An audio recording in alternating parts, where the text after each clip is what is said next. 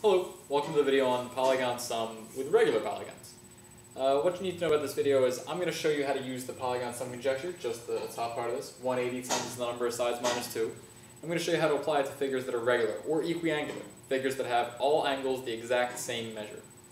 So if we take a look at some of these problems here, we see this first example. What is each angle in a regular pentagon? You do need to see the word regular, or you do need to see the word equiangular to be able to use this formula when you have no other angle measurements in a picture. Without it, you can't really do much. So this formula here will help us out. The top part's normal, it's just the Polygon Sum conjecture, but the bottom part. But basically what this does is, if you find out what all the angles add up to, and you know that each angle's the same, well, you just divide by how many there are. This way you know what each one has to be to add up to that total. So let's see here. What is each angle in a regular pentagon? Well, pentagon, that's a 5-sided figure, so we're going to use this formula. So 180 times the number of sides. Well, pentagon has 5 sides. 5 minus 2 divided by the number of sides, 5. Well, this is really 180 times 3. 180 times 3 is 540. That's the sum of the angles. They all add up to 540, and since there's 5 of them, I'm going to divide by 5.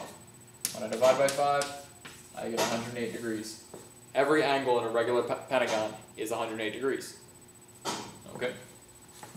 Let's try 2 of the other examples. In this particular figure, you see that it's regular. All the sides are the same and all the angles are the same.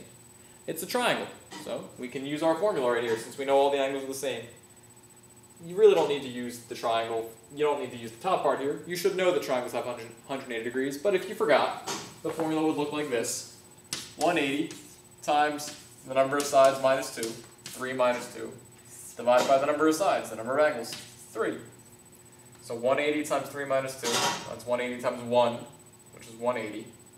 And 180 divided by 3 is 60. Each one of the angles in this triangle is 60 degrees. The exact same thing is going to happen in this fourth problem here. We have an equiangular figure. An equiangular quadrilateral, usually you call it a rectangle. Sometimes it's a square. This one doesn't look like a square. So in this case, same exact formula. 180 times the number of sides, 4 sides, minus 2, divided by the number of sides, 4. Let's see, 180 times 4 minus 2, that's 180 times 2. That's 360, and I have to divide it by 4. When I divide 360 by 4, I get 90. Turns out all of these angles are right angles. All 4 of them are 90-degree angles. That's that. Now, the other thing that might happen, there's 2 sides to this formula. There's the right side and the left side. I can give you the number of sides and ask you for what the angles are, or I can do it the other way around. I might give you the angle and ask you for how many sides there are.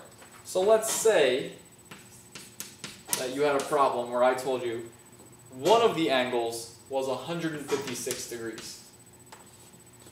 And the figure is regular. We could figure out what the rest would be, how many sides there are. So we plug in this formula. Well, we know this part. We know what the one angle is. We know it's 156. And then I'm going to set it equal to the other side of the formula. 180 times n minus 2 divided by n. Let me just make sure you guys can still see this. Yeah, you can. I just have to not be in the way. Okay.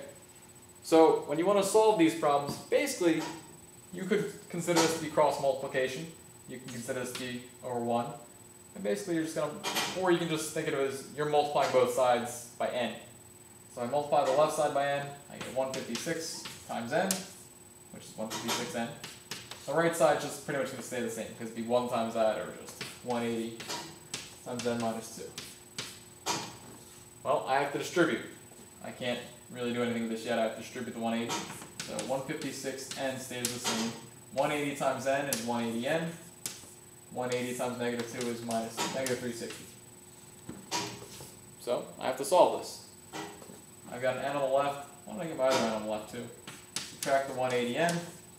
Subtract the 180n. I know in class I usually told you guys to get rid of the smaller one, but if I do that I'm going to have 2 steps. I'd have to subtract the 156 from both sides. I'd have 0 on this side.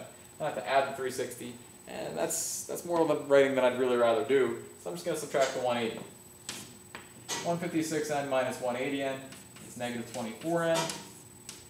and that should be equal to negative 360. And now I just divide. Divide by negative 24.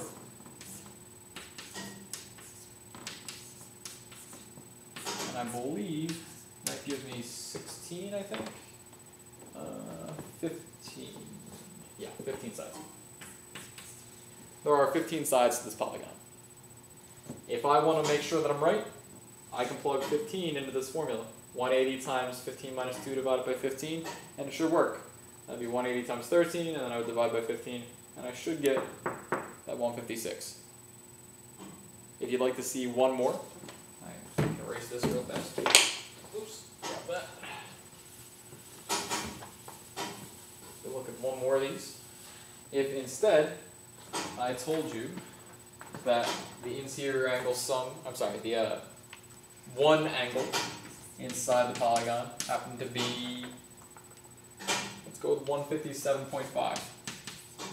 I can give you a decimal, because sometimes these work out to be decimals, that's okay.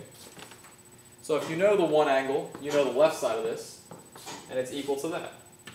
Equal to 180 times n minus 2 over n.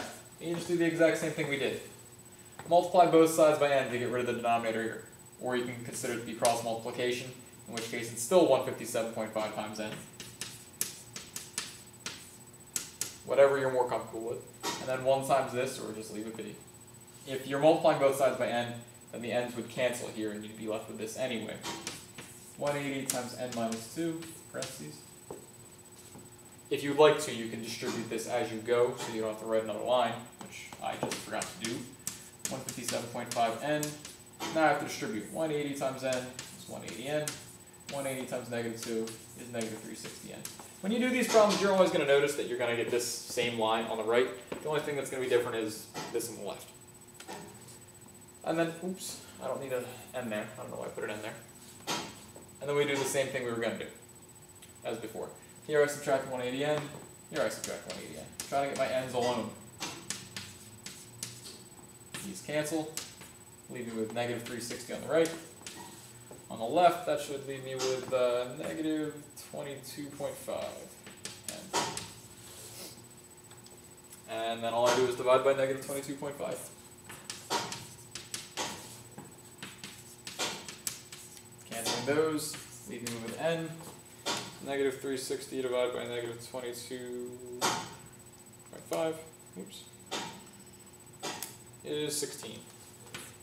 This particular polygon has 16 sides. And again, if you do 180 times 16 minus 2 divided by 16, you will get that. I'll type it in real fast. 180 times 16 minus 2, well, 16 minus 2 is 14, so it's 180 times 14, and then I divide that by 16, and I do indeed get the 157.5 that I just mentioned. Okay, that is all you really need to know about using the Polygon Sum conjecture formula with regular polygons. If you have any questions, let me know. I'll be sure to get back to you. I hope this video was informative. I hope this helped out. And I hope you have a great day. Bye-bye.